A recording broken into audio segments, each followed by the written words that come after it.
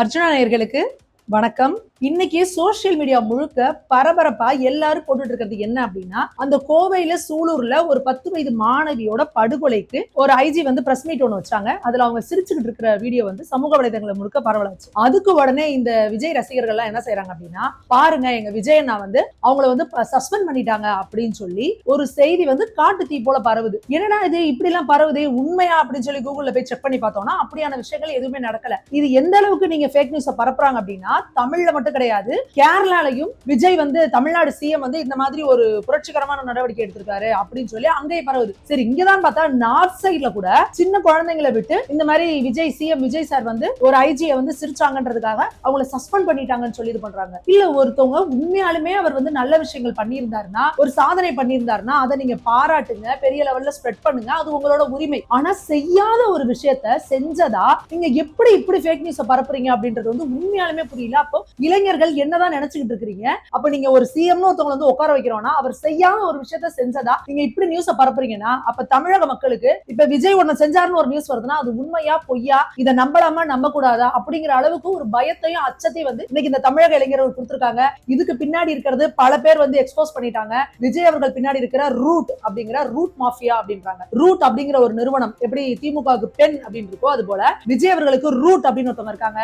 அவங்க ஏகப்பட்ட இளைஞர்களை, கிட்டத்தட்ட ஆயிரக்கணக்கான இளைஞர்களை அவங்களுக்கு வச்சு கோடிக்கணக்கான ரூபாய் செலவு பண்ணி அவங்க ஒரு நிமிஷம் இப்படி தட்டி நீங்க யோசிச்சு பாருங்க. விஜய் அவர்களை பத்தி ஒரு ரீல்ஸ் வந்துச்சு அப்படின்னா நம்ம ஸ்க்ரோல் பண்ணிட்டு திருப்பி வரதுக்குள்ள பாத்தீங்கன்னா எப்படிங்க மில்லியன் கணக்குல வியூஸ் போகுது. நீங்க யோசிச்சு பாருங்க, லாக்ஸ் கணக்குல வியூஸ் போகுது, எல்லாம் தௌசண்ட்ஸா ஷேர்ஸ். இது எப்படி சாத்தியம்? ஒரு ஆர்கானிக்கா வர்ற இடத்துல இந்த மாதிரி நடக்க வாய்ப்பு இருக்கா அப்படிங்கறத தமிழக மக்கள் யோசிக்கணும். நாம என்னைக்குமே தமிழக மக்கள் அறிவார்ந்தவர்கள். உண்மையாலுமே நாங்க திரும்ப சொல்றோம், உண்மையாலுமே விஜய் அவர்கள் ஒரு நல்ல விஷயத்தை செய்யறாருன்னா நிச்சயமா அதை பாராட்டணும், வாழ்த்தணும். நீங்க கொண்டாடுங்க உங்க தலைவனை, தப்பே கிடையாது. செய்யாத ஒரு விஷயத்த நீங்க ஃபேக்கா நியூஸ் பரப்புறீங்க அப்படின்னா அப்ப நீங்க எந்த மாதிரியான கேவலவாதிகள்? அப்ப நீங்க எப்படி இன்ஸ்டால ரீல்ஸ் போட்டு மக்கள்கிட்ட ஓட்ட வாங்கிட்டீங்க? இப்ப இன்ஸ்டால ரீல்ஸ் போட்டு இந்த மாதிரி ஃபேக் நியூஸ் பரப்பியே ஆட்சியை நடத்தி முடிச்சுட்டு போயிடலாம் அப்படின்னு நினைக்கிறீங்களா? இதுக்கு ஒரு ரொம்ப ஒரு கடுமையா கண்டனத்தை தெரிவிக்கக்கூடிய ஒரு விஷயம். ரொம்ப ஜாக்கிரதையா இருக்கணும் சமூக வலைதளத்தை பயன்படுத்துற இளைஞர்கள் எல்லாமே. இது ஒரு சாதாரண விஷயம். நீங்க ஃபேக் நியூஸ் பரப்புறீங்க, அதை கடந்து போயிருவாங்க. ஏதோ ஒரு சென்சிட்டிவான விஷயம், நாட்டின் பாதுகாப்பு சம்பந்தப்பட்ட விஷயம், இந்த மாதிரி விஷயத்த கண்மூடித்தனமா எங்க அண்ணன் விஜய் அப்படின்னு சொல்லி நீங்க பரப்புனீங்க அப்படின்னா ஃபேக் நியூஸ் பரப்புனதுக்காக உங்களை கைது செய்யறதுக்கு கூட வாய்ப்பு இருக்கு. கடந்த ஆட்சியில பல பேர் அப்பாவிகள் இந்த மாதிரி நூற்றுக்கணக்கான பேர் அரெஸ்ட் ஆனாங்க. அதனால தயவு செஞ்சு உங்க விஜய் நான் பத்தி வர்றதெல்லாம் உடனே பண்ணாதீங்க. ரொம்ப சிம்பிள்ங்க, கூகுளுக்கு போங்க. கூகுள்ல போய் தமிழக ஐஜி சஸ்பெண்ட் செய்யப்பட்டாரா அப்படின்னு டைப் பண்ணுங்க, அதுவே கொடுத்துருங்க. அந்த அளவுக்கு கூட உங்களுக்கு டைம் இல்லையா, பொறுமை இல்லையா? அப்ப ஷேர் பண்ணாதீங்க. ஒரு பொய்யான தகவலை நீங்க ஷேர் பண்றது மூலமா லட்சக்கணக்கான மக்களுக்கு தவறான தகவலை கொண்டு போய் சேர்க்கிறீங்க. தயவு செஞ்சு இளைஞர்கள் இதை செய்யாதீங்க. அடுத்ததான் விஜய் அவர்கள் இந்த மாதிரி தாவேக்கால நீங்க சொல்றதெல்லாம் மாற்றம்னு சொல்லிட்டு நீங்க செஞ்சுக்கிட்டு இருக்கிறதெல்லாம் ஏமாற்றம் மட்டும்தான் பண்ணிட்டு இருக்கீங்க மக்களை. உங்க கேண்டிடேட்ஸ் கொடுத்த படிப்பு சர்டிபிகேட், பட்டதாரிகள் சர்டிபிகேட்ல போய் நிறைய கேள்வி இருந்தது. அதே போல ரொம்ப ஏழைகள், பரம ஏழைகள், நீங்க பரம ஏழைகள்லாம் 7 கோடி 10 கோடி 27 கோடின்னு வச்சிருந்தாங்க. அடுத்து நீங்க சொல்றது எல்லாமே முன்னுக்கு பின் முரணாவே தான் இருக்கு. ஆரம்பத்துல இருந்து நீங்க ஆட்சி அமைச்சதுல இருந்தே நாங்க தான் தூய சக்தி, நீங்க எதிரில் இருக்கிற கட்சிகளை உடைக்கிறது, அங்கிருந்து கூப்பிடுறது, குதிரை பேரம், இந்த போல விஷயங்களையும் நீங்க பண்ணிட்டு இருக்கீங்க. இதுக்கு எல்லாத்துக்கும் தாண்டி நீங்களும் திமுக போலவே தான் ஒரு ஆட்சி பண்ண போறீங்கன்றதுக்கு ஒரு மிகப்பெரிய எக்ஸாம்பிள் என்ன அப்படின்னா மேகதாது அணை விவகாரம். நேற்று மேகதாது அணை விவகாரத்துக்கு நீங்க என்ன பண்ணிருக்கீங்கன்னா மோடி ஐயா அவர்களுக்கு ஒரு லெட்டர் போட்டிருக்கீங்க. நீங்க என்ன சொன்னீங்க பேசும்பொழுது? சும்மா அங்க உட்கார்ந்துகிட்டு மாண்புமிகு அவர்களே இவர்களேன்னு கடிதம்லாம் நாங்க போட்டுட்டு இருக்க மாட்டோம். நீங்க இப்ப வந்ததுல இருந்து கடிதம் மட்டும் தானே எழுதிட்டு இருக்கீங்க. ஒரு சிம்பிளான விஷயங்க. கர்நாடகால ஆட்சி பண்ணிட்டு இருக்கிறது யாரு? காங்கிரஸ். இங்க நீங்க யார் கூட கூட்டணியில இருக்கீங்க?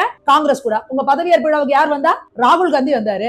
நீங்க மோடி ஐயாவுக்காவது லெட்டர் தான் எழுதணும். ராகுல் காந்திக்கு போன் போட்டாலே பேசுவாரு. ஒன்னு ராகுல் காந்திக்கோ இல்ல கர்நாடகால இருக்கிற காங்கிரஸ்க்கோ போன் பண்ணி, ஏங்க எப்படிங்க நீங்க அதை பண்ணுவீங்க? நீங்க இதை செய்யக்கூடாது, எங்க தமிழர்களோட நலனுக்கு எதிராக இருக்குது அப்படின்னு கேட்க முடியாதா விஜயால?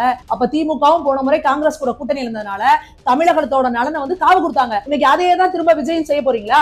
இன்னைக்கு நீங்க திமுகவாவது கூட்டணியில தான் இருந்தாங்க. நீங்க அமைச்சரவையில இடம் கொடுத்திருக்கீங்க, 2 அமைச்சர்கள் இருக்காங்க. அப்ப எங்க தமிழக மக்களோட வாக்க வாங்கி எங்க தமிழக மக்களோட இதுக்காக ஒரு அமைச்சர்களா உட்கார்ந்துருக்க 2 காங்கிரஸை சேர்ந்த அமைச்சர்கள் தமிழ்நாட்டுக்காக குரல் கொடுக்க மாட்டீங்களா? அப்போ என்ன மாதிரியான கேவல அரசியல் நீங்க பண்ணிட்டு இருக்கீங்க? மாற்றம் தரேன்னு சொல்லி நீங்க பண்ணிக்கிட்டு இருக்கிறது எல்லாமே ஏமாற்றத்தை மட்டும் தான் கொடுத்துட்டு இருக்கீங்க. தமிழக மக்கள் சீக்கிரமா வெடிச்சுப்பாங்க. ரொம்ப நாள் உங்களோட செல்லாது. நாங்களும் நிச்சயமா உங்களுக்கு ஒரு டைம் கொடுக்கணும்னு நினைச்சோம். ஆனா இந்த 20 நாட்குள்ள நீங்க பண்ற சேட்டை அப்படிங்கிறது வந்து ரொம்ப எல்லை கடந்து போயிட்டு இருக்கு. தொடர்ந்து நீங்க செஞ்சுட்டு எல்லாமே ஃபேக் நியூஸை பரப்பிட்டு இருக்கிறீங்க அப்படின்னா இது என்ன மாதிரியான அரசியல் அப்படிங்கிறது வந்து எங்களுக்கு எதுவுமே புரியல. தமிழக மக்கள் விழிப்போட இருங்க. எது சரியான தகவல் அப்படிங்கறத ஒரு தடவைக்கு 2 முறை நீங்க கூகுள்ல செக் பண்ணிட்டு அதுக்கப்புறம் எதா இருந்தாலும் நீங்க இது பண்ணுங்க. இங்க முழுக்க முழுக்க பொய்யும் புரட்டும் மட்டுமே பரப்பப்பட்டு இருக்கு. தமிழக மக்களே ஜாக்கிரதை.